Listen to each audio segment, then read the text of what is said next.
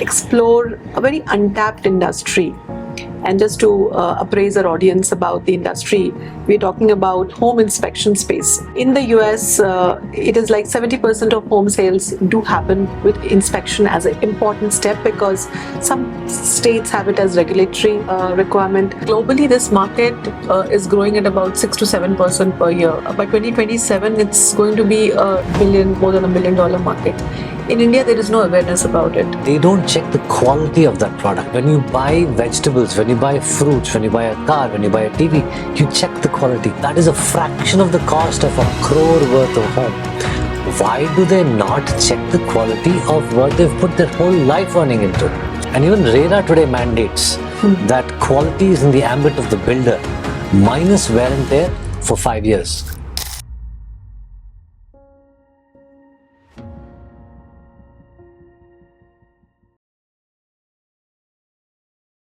Hi, I'm your host Pamela from Bangalore, India, and you're tuned into Season 2 of Transition Story. You're about to hear an enriching story driven by self-belief, passion, a lot of resilience, and personal growth. I'm so excited to welcome our next guest to the show.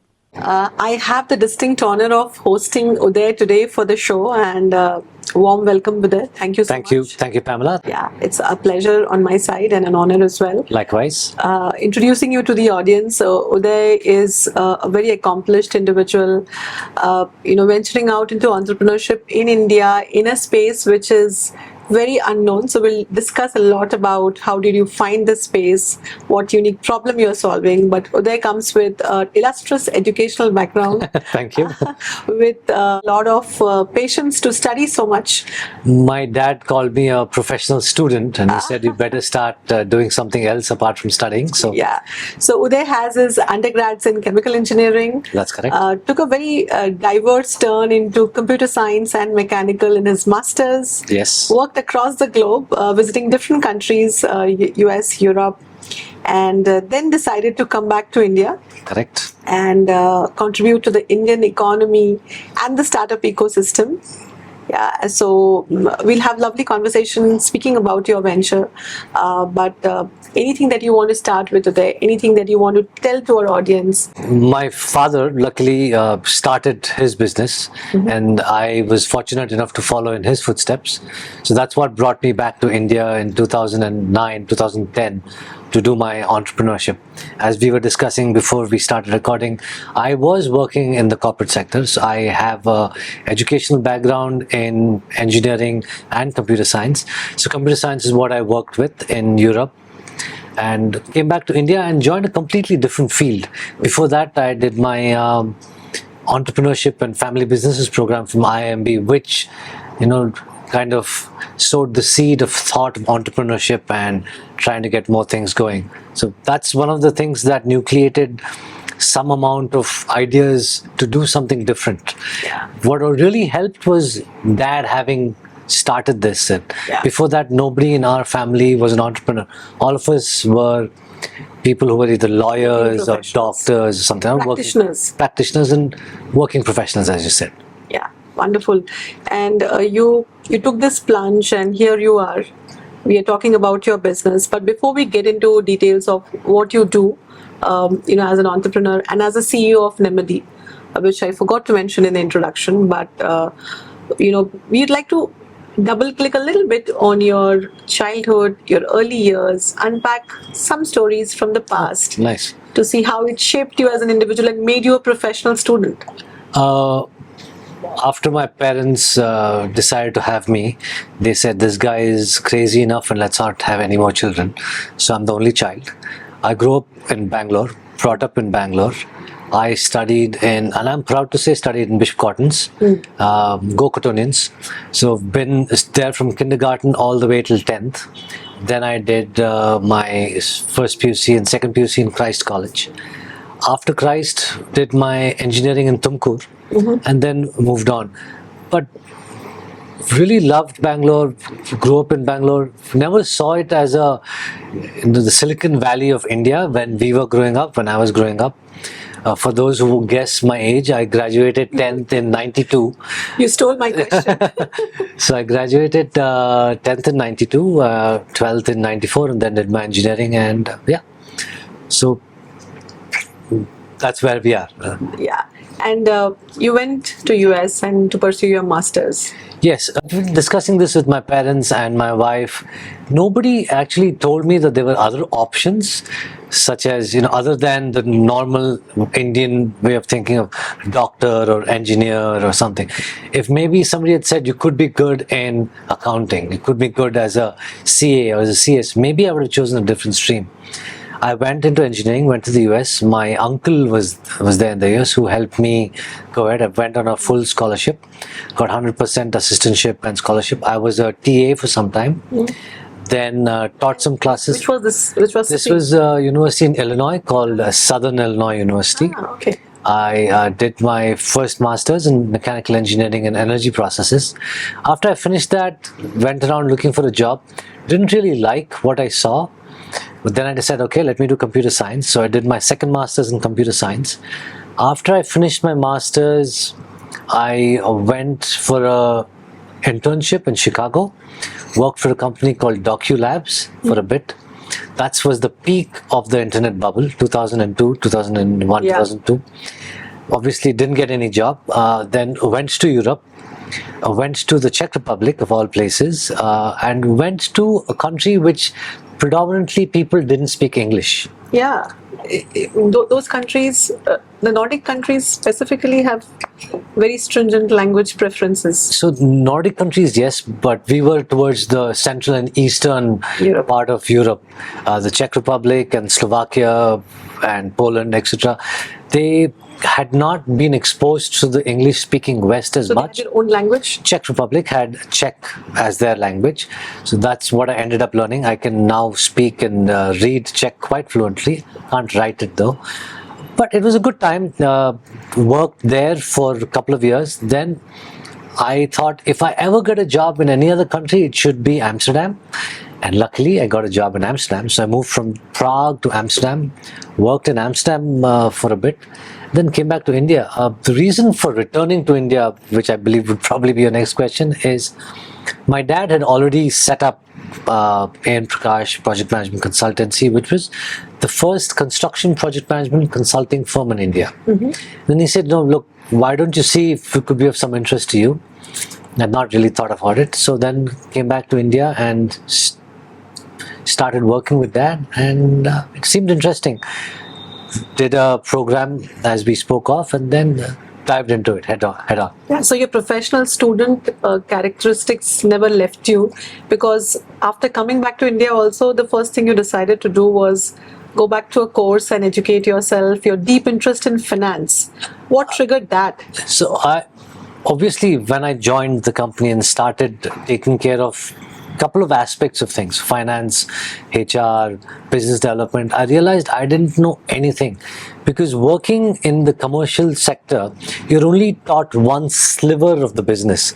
But when you become an entrepreneur, you need to know the whole gamut of things to run your organization. That's a very valuable point. Right? So you need to know finance, you need to know HR, you need to know what is profit, cash flow, debt, all of that stuff. So fortunately, the program in IIM Bangalore was very helpful. That gave me a broader understanding of things. Once I came back, we implemented a lot of things that helped the organization, and we were able to bring down a lot of issues with cash flow, a lot of things with debtors and things like that, which gave us more courage, gave me more courage to be able to take the next step. Wow. I can so imagine, because I, of course, did not have a trajectory like you, but I did go and work in the US for a couple of years. And when I came back, I felt the entrepreneurship bug did bit me. And I did started a company in healthcare space, but I realized very soon that what I learned working in the corporate sector was like a tip of the iceberg, because you just know to play your role. That's correct. You don't know from where the money is coming, how the money is getting spent, the P&L, getting clients, maintaining the clients, everything. Getting clients, sales. Yeah. So the machinery has to be in place to be working like a full-fledged, well-oiled machine. So I can so relate to what you just said.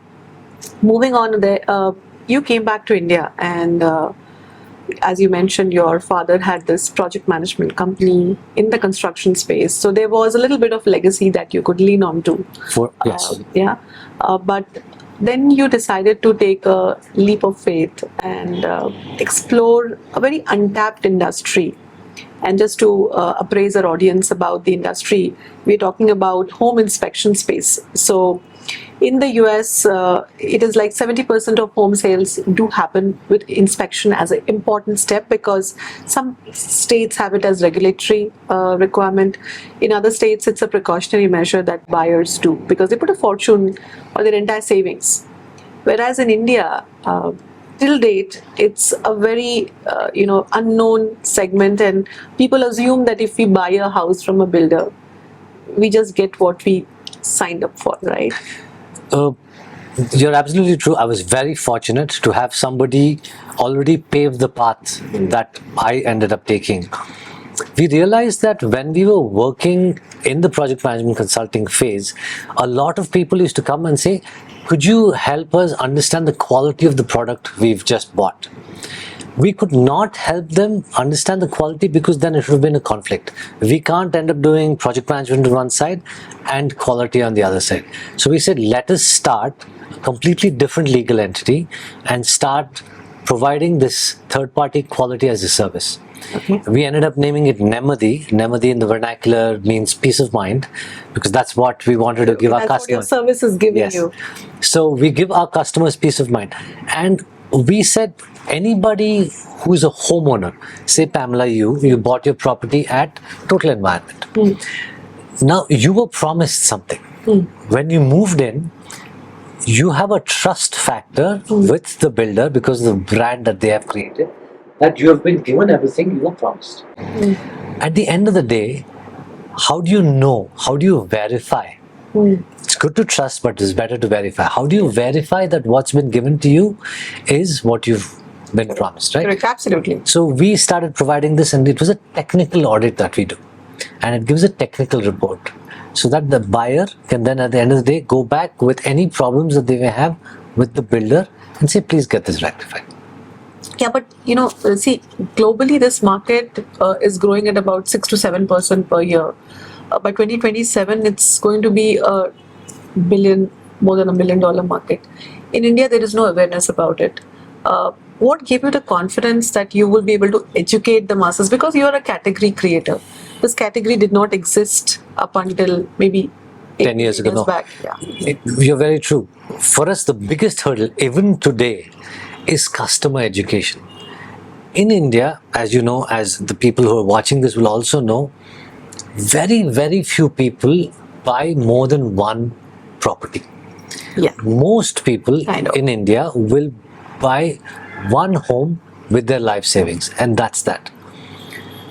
However, even though they're putting their life savings into that, they don't check the quality of that product. Absolutely. When you buy vegetables, when you buy fruits, when you buy a car, when you buy a TV, you check the quality. That is a fraction of the cost of $1 crore worth of home.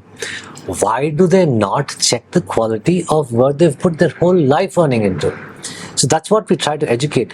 What we've learned is, since this is a relatively new concept, people are scared that the builder will either take some action against them or they may lose property. So that's why they're scared of taking this. But in metros, we've been fortunate that we've had people take this service, and we do about 100, 120 home inspections a month. So we seem to be...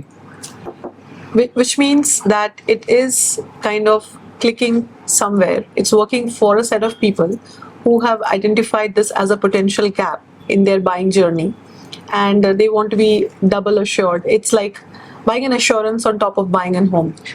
Not only buying assurance, it is getting peace of mind.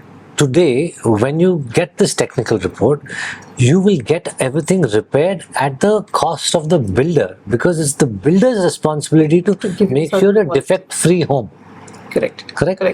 If you move in and then you start living there, what is the guarantee that you have not caused the problem? Yeah, correct. So before you move in, if you get this service and go back to the builder, and even RERA today mandates that quality is in the ambit of the builder minus wear and tear for 5 years.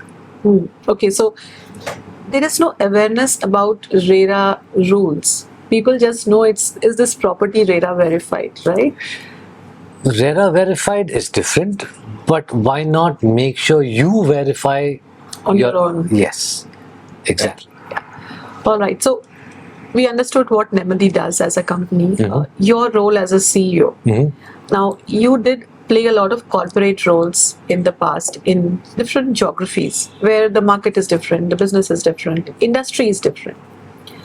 What perspectives or experiences you carried back and kind of has helped you shape your leadership skills? Because being a CEO and a hands-on CEO, we were talking about frugality just before the That's right. recording started, is a lot.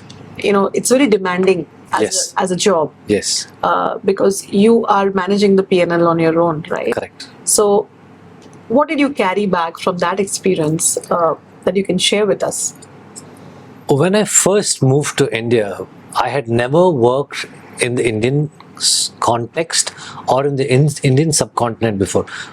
All the experience that I had working was in the US or in Europe. So the background that I came from was very different, vastly different to the kind of experience that I had in India. My experience was when you tell somebody something, you expected that the work got done because that was the professional culture. What I learned over a period of 3 years, it took me 3 years to understand India is not I tell you do. It is a personal relationship. Even if you're the boss of the company, even if you're the owner of the company, until you have a personal relationship with somebody whom you're working with, work will never get done to the effect that you want it to. Until I was able to realize that, things were always, why is this not happening? Why is this not happening? One. Second is, you have to lead from the front. There is no point in me telling you, you do this. And people will say, yes, but you're the boss. You're just sitting and telling me to do something. What gives you the right? So until and unless you're able to do and show, Get your hands dirty. get your hands dirty, show that you can do it, it's only then people start respecting you. When there is a respect that comes along with them understanding that you have the capability and capacity, will they start listening and following you. Otherwise, it's just in front of you, they will say okay, but as soon as you turn around, they will do what they want to do. So that is something that was a big understanding for me. Yeah. So basically, what I heard was human relationships, connecting on a personal basis, Yes. 1:1, which is super crucial in this market. Yes. As a CEO, that's one of your top points that Yes. you cater to, or you emphasize, or you prioritize. And the second thing is you want to be that hands-on person on the field with your team, so that they are able to look up to you, as a person who is not sitting behind a computer and giving instructions. So the event Nemmadi has completed almost 10 years. a decade in India, and this industry is on its path to embrace technology and transform itself. There is a disruption which is yet to come. As a CEO of Nemmadi, what's your vision for this company and for this industry? Beautiful. I'm very fortunate that my wife works with AI. So one of the things that we were trying to see is if Nemmadi can leverage AI to be able to develop an app that would help homeowners do an audit by themselves to a large extent. Self-service. Self-service. This is something that I thought of. So we had launched an app maybe 5-6 years ago as a DIY app. We realized that India is not a very DIY Market kind of as yet. Yeah. So we had few sales, but not many people. Today, everybody wants to have somebody come and provide this service for them. So that's why we have all these companies who will say, okay, I'll come home and repair the car for you. I'll come home and repair the fridge for you. Right? Similarly, we go to somebody's house and provide this service. But India being such a vast country, if we could have an app where anybody can download it and perform the audit themselves, but then the report gets reviewed by us, then we'll be able to reach a much wider audience. That's something that we're working on, and hopefully people will adopt to DIY. Yeah, absolutely. It's like getting your blood tests done and going to a doctor That's it. to kind of diagnose the problem. All right. As we come to the close, two things which I cannot let you go without answering. As a leader who has now shaped his own company, has established himself in this market, what are the 2-3 books that you really would recommend people to lean on to if they were to start their entrepreneurial journey? One of the very first books that I really enjoyed was Hard Things. Hard Things About Hard Things. It's one book which is really good to read. The other one is Dale Carnegie's book, How to Make Friends. Now, there are a lot of young people in this market who are trying to spot problems to solve and be self-starters. We see a lot of quick commerce being on the boom today. There will be something else, at the helm of its next year. So, what would be your nuggets of wisdom or advice to young people who are starting fresh or making a transition from corporate career into entrepreneurship with a desire to solve a very important problem, a unique problem like Nemmadi is solving today, the home inspection? What would be your advice to them? Don't go looking for a problem. I'm sure you would have faced some problem. For example, for us to start Nemmadi, we had this issue where people would come and ask us to do something and we were not able to do it. But when we realized if we start off a new company, a new legal entity, then there is arm's length and we can provide this service. Similarly, you are facing some issue and that is something that you innately know about. That is a good point to start. And a lot of people today want to start a business to get funded. This whole thing about funding and getting funded by somebody, there's nothing wrong if you get funded, but that is not a reason for you to start a business. It is not a badge of honor that, okay, I have got funded. I mean, Nemmadi is a bootstrap company.